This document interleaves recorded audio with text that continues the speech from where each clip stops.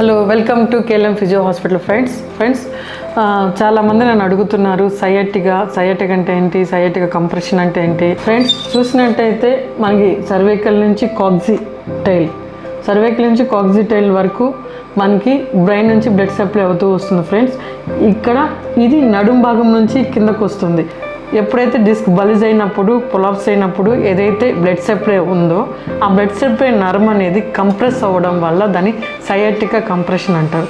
ఆ కంప్రెషన్ ఎప్పుడైతే అవుతూ ఉంటుందో లెఫ్ట్ సైడ్ చాలా వరకు వాళ్ళకి నమ్నెస్ రావడము, కాలు హెవీ పెయిన్స్ రావడము, గుంజుకోవడం అనేది జరుగుతుంది ఫ్రెండ్స్. అది ఇలాగైతే వస్తుంది ఫ్రెండ్స్.